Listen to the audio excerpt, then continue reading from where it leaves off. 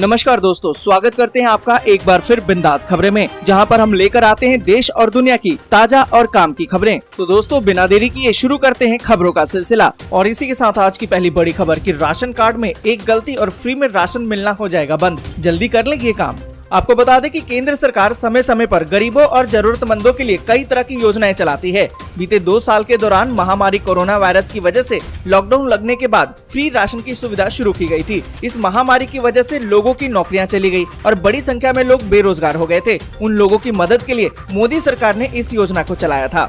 और आपको बता दें कि फ्री राशन की योजना अभी भी चालू है। इस सुविधा का लाभ लेने के लिए सरकार ने एक नियम बना दिया है। अगर राशन कार्ड है आपके पास तो आधार से लिंक जरूर करवा लें। अगर आप आधार से लिंक नहीं करवाते हैं तो राशन नहीं दिया जाएगा। अगर ऐसा नहीं किया तो इस योजना से आप वंचित रह जाएंगे। यहाँ पर आपको बता दें कि नए नोटिफिकेशन के अनुसार अब 30 जून तक राशन को आधार से जोड़ना अनिवार्य कर दिया गया है। तो अगर आपने भी अपने राशन कार्ड को आधार से लिंक नहीं करवाया है तो जल्दी से करवा लें। और इसी के साथ अगली बड़ी खबर कि भारत में आम और टमाटर के भाव 100 रुपए के पार, निर्यात पर लग सकती है रोक। आपको बता दें कि इस साल समय से पहले शुरू हुई गर्मी ने कई कृषि उपज पर काफी असर दिखाया है। मार्च के आखिरी हफ्ते से शुरू हुई गर्मी ने टमाटर और आम जैसे कृषि उपज पर काफी असर डाला है। पिछले एक पखवाड़े में देश के कई मंडियों में टमाटर के भाव 100 रुपए प्रति किलो पर आ गए हैं। उड़ीसा की राजधानी की बात करें तो यहाँ टमाटर के भाव 120 रुपए प्रति किलो पर पहुँच गए हैं। साथ ही आपको बता दें कि देश में आम उगाने वाले सबसे बड़े राज्य उत्तर प्रदेश में इस बार पिछले 2 दशक में सबसे कम फसल होने की आशंका है। उत्तर और दक्षिण भारत के अधिकतर इलाकों में आम के भाव 100 रुपए को पार कर गए हैं। आम की उपज पर असर पड़ने की आशंका की वजह से इस बार भारत में निर्यात पर भी असर पड़ सकता है। और इसी के साथ अगली बड़ी खबर कि रांची एयरपोर्ट पर दिव्यांग को फ्लाइट में चढ़ने से रोका था। डीजीसीए ने इंडिगो पर लगाया 5 लाख रुपए का जुर्माना। आपको बता दें कि विमानन नियामक डीजीसीए ने इंडिगो पर 5 लाख रुपए का जुर्माना लगा दिया गया है। 7 मई को रांची हवाई अड्डे पर दिव्यांग बच्चे को सवार होने से रोका गया था। आपको बता दें कि उस दिव्यांग बच्चे को उड़ान में सवार होने की अनुमति नहीं दी गई थी क्योंकि वो दहशत में दिखाई दे रहा था। इस घटना के बाद से बच्चे के माता पिता ने भी फ्लाइट में सवार होने से मना कर दिया। और इसी के साथ अगली बड़ी खबर कि किसानों के लिए चमत्कार, आधे लीटर की बोतल में समाया है 1 बोरी यूरिया। आपको बता दें कि प्रधानमंत्री नरेंद्र मोदी ने गुजरात के कलोल में देश के पहले नैनो यूरिया प्लांट का उद्घाटन किया। नैनो यूरिया के उपयोग से फसल की पैदावार में वृद्धि को ध्यान में रखते हुए इस प्लांट की स्थापना की गई है। इसमें करीबन 175 करोड़ रुपए की लागत से इसे तैयार किया गया है और इस प्लांट से रोजाना 500 मिलीलीटर यानी कि लगभग 1.5 लाख बोतलों का उत्पादन होगा। और आपको बता दें कि नैनो यूरिया लिक्विड की आधा लीटर की बोतल लगभग सामान्य यूरिया के 1 बैग के बराबर नाइट्रोजन पोषक तत्व देता है। माना तो ये जा रहा है कि ये देश में एग्रीकल्चर सेक्टर का काया पलट कर सकता है। और इसी के साथ अगली बड़ी खबर कि रेलवे ने दी है सुविधा, अब QR कोड से भी ट्रेन की टिकटों को कर सकते हैं बुक।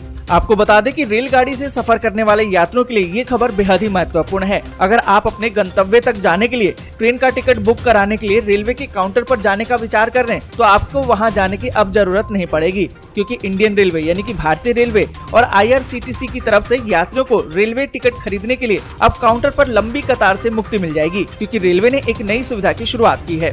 आपको बता दें कि रेल यात्री अब अपने मोबाइल फोन के जरिए महज QR कोड को स्कैन करके भी अपने रेल की टिकट को बुक करा सकते हैं। और इसी के साथ अगली बड़ी खबर कि ग्रेटर नोएडा में 70,000 युवाओं को मिलेगा रोजगार, 44 कंपनियां 8,000 करोड़ का करेगी निवेश। आपको बता दें कि उत्तर प्रदेश के ग्रेटर नोएडा के युवाओं के लिए खुशखबरी है। आगामी 3 जून को लखनऊ में प्रस्तावित ग्राउंड ब्रेकिंग सेरेमनी में ग्रेटर नोएडा की 44 कंपनियां हिस्सा ले रही हैं। ये कंपनियां ग्रेटर नोएडा में करीबन 8,000 करोड़ रुपए का निवेश करेंगी और 70,000 युवाओं को रोजगार के अवसर भी देंगी। इस ग्राउंड ब्रेकिंग सेरेमनी के जरिए ग्रेटर नोएडा ने food processing, robotics, health care और इलेक्ट्रॉनिक्स की तरफ भी अब कदम बढ़ा दिया है। इससे यहाँ निवेश और रोजगार के नए आयाम बनेंगे। और इसी के साथ अगली बड़ी खबर की एयर एशिया फ्लाइट की बुकिंग पर दे रहा 50% तक का डिस्काउंट, 30 जून तक मिलेगा ऑफर का फायदा। यहाँ पर आपको बता दें कि air Asia India flight booking पर 50% तक का डिस्काउंट दे रहा है। हालांकि ये ऑफर केवल टाटा ग्रुप के नए सुपर ऐप टाटा न्यू से बुकिंग करने वालों को ही मिलेगा। इस ऑफर का फायदा 30 जून 2022 तक लिया जा सकेगा। इसमें आप 30 सितंबर तक की फ्लाइट के लिए बुकिंग करा सकेंगे।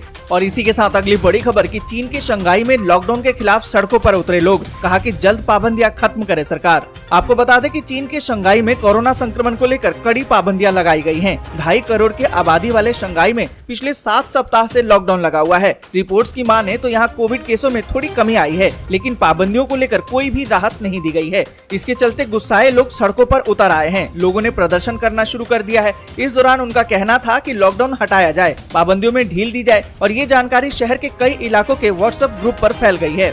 और इसी के साथ अगली बड़ी खबर की श्रीलंका में आंदोलन और तेज करने की चेतावनी। गोटाबाया के इस्तीफे की मांग को लेकर 50 दिनों से चल रहा है प्रदर्शन। आपको बता दें कि अभूतपूर्व आर्थिक संकट का सामना कर रहे श्रीलंका के राष्ट्रपति गोटाबाया राजपक्षे के खिलाफ अब आंदोलन शनिवार को 50वें दिन प्रवेश कर गया। इस बीच आयोजकों ने आंदोलन को तेज करने की चेतावनी दे डाली है।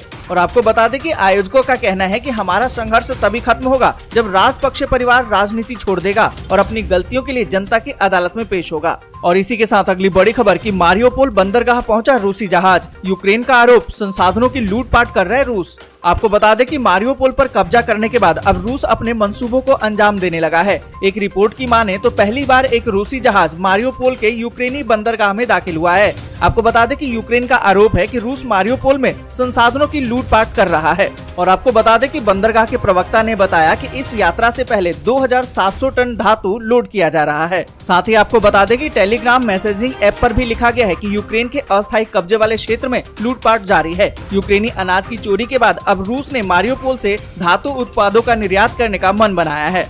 और इसी के साथ अगली बड़ी खबर कि लुहांस्क के गवर्नर का दावा, क्षेत्र में घुसे रूस के 10,000 सैनिक लगातार कर रहे हैं हमला। आपको बता दें कि रूस और यूक्रेन के बीच युद्ध अभी भी जारी है। कई दिनों से ये युद्ध चल रहा है और आपको बता दें कि यूक्रेन को भारी नुकसान उठाना पड़ा है। युद्ध अभी तक किसी नतीजे पर नहीं पहुंच पाया है। ऐसे में रूस ने यूक्रेन पर हमले और तेज कर दिए हैं। लुहांस्क के गवर्नर ने दावा किया है कि रूस के करीबन 10,000 लड़ाके क्षेत्र में घुस गए हैं और वे लगातार हमला करने की कोशिश कर रहे हैं। रूसी सैनिक क्षेत्र में अपनी बढ़त बनाना चाहते हैं। और इसी के साथ अगली बड़ी खबर कि जेलेंस्की ने पश्चिमी देशों से किया अनुरोध, कहा कि रूस के साथ खेलना बंद करे, लगाए कड़े प्रतिबंध। आपको बता दें कि यूक्रेन के राष्ट्रपति वोलोदिमीर जेलेंस्की ने पश्चिमी देशों से अनुरोध किया है कि वे रूस के साथ आंख मिचौली खेलना बंद करें और उस पर कड़े प्रतिबंध लगाएं, जिससे कि बेमतलब का युद्ध खत्म हो सके। उन्होंने कहा कि यूक्रेन स्वतंत्र रहेगा, लेकिन सवाल तो ये है कि बदले में वो इसके लिए कितना मूल्य चुकाएगा। जेलेंस्की ने ये बात रूसी तेल और गैस की खरीद बंद करने पर यूरोपीय देशों की एक राय न होने पर कही है।